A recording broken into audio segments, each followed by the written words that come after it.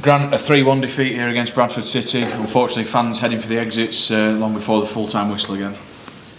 Yeah, it's poor from us today. Started the game fine. First 20-25 minutes of the game. What we tried to do was working. Good goal from Joe. And then we just went away from what was working.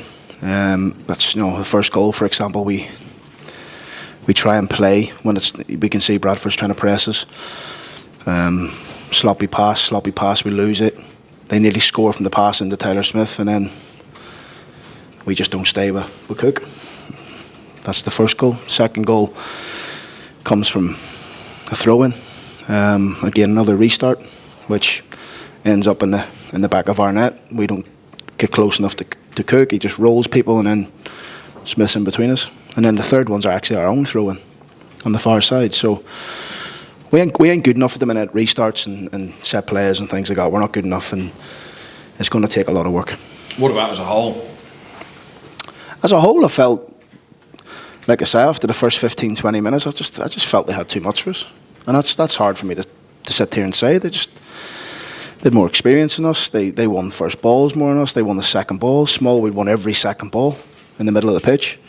Couldn't get near him, and he just kept hooking things in behind us again, and Smith was running in between us. It's not good enough, and I take full responsibility for it,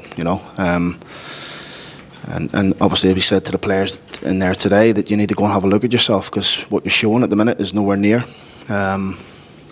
So we've got to make sure that we get better. Simple as that. Do you think it's fair that you should be the one who has to kind of front up and take the blame in this instance? Does an element of it translate to the players as well? I think it's everybody. I think it's all of us together. I'm the manager. I've never shirked the challenge, and I've never shirked taking responsibility. I'll always do that. I'm the one that picks a team. But look, when you've got a plan and it's working, and then you see, like Lawsy, Joe Holloway, Tommy Rowe, Tom Anderson, experienced players, and the first goal just gives them the initiative. It just gives them the initiative from what we done. So it's disappointing. When all's said and done, after half time, you didn't really have a shot in anger. I can't think of their keeper having a save to make. No, I know. It's really disappointing. The last two games has been really, really disappointing. It's felt like we've gone backwards in those two games, and there's no point in me saying anything different, because that's what fans are saying. I think you can see at the end. There's probably 100 people in the stadium towards the end. As I was walking around, I said to Joe Ironside, "Look at this. This is what we're producing at the minute. That fans are just disappearing. We're not giving them enough, nowhere near enough, and it's just not good enough." What needs to change? And I presume whatever it is that needs to change needs to happen fairly sharpish.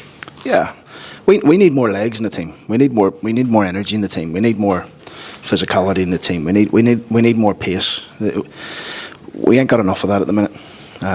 So look, January's around the corner, but we've got 3 games till then, and we have to find a way in these next 3 games to try and get as many points as we can to keep ourselves in a position in the league where we can affect it in the second half of the season. What we're showing at the minute is just an acceptance, and it's really disappointing. An acceptance to getting beat, to losing.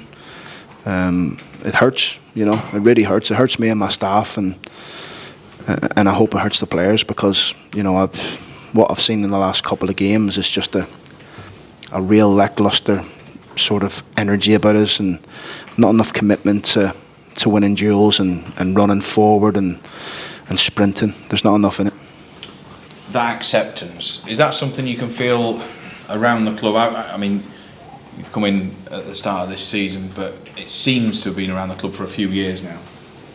This is going to take a while to get this club going again. I think it's going to take a while, and when I say going again, I mean rocking. Hopefully a few windows and things like that, and getting a group in that we feel that we can buy into what we want to do. I'm not saying this group don't, but more players, more lads that come in and work on how we want to work. Because at the minute, I said to the lads downstairs, what you're showing at the minute is nowhere near enough for the standards that myself and Cliff, Glove, Cops, Kyle, we expect and we demand. So I just don't see enough energy about us. I don't see enough pace about us. I don't see enough aggression about us, and that's really hard. You know, every team that I've managed, I've got to that point at some stage where we've had that about us, and at the minute we don't see that. With each passing game, does this become your pitch to any January recruits? Does it make it harder if you keep losing ground on the top 7? Not really, no. Look, we've got plans in place to bring players in. We're moving in the right direction. We've had 1 or 2 agreed, so hopefully they'll be in training with us before the window actually even opens. So that's how quickly we've worked, and we need that. We need a bit of freshness into the group, a bit of freshness, a bit of energy into this group. So yeah, we're moving forward on that. Quick word on Ironside. Yeah, great. Joe's a warrior. You know, works, runs, fights. Great finish from him. So yeah, look, we've got some warriors in there. We just need to find more in the January window that can give them a help and try and get some of these players back fit. But that's not an excuse for today's result. We had an experienced team on the pitch today that didn't do enough to warrant winning the game.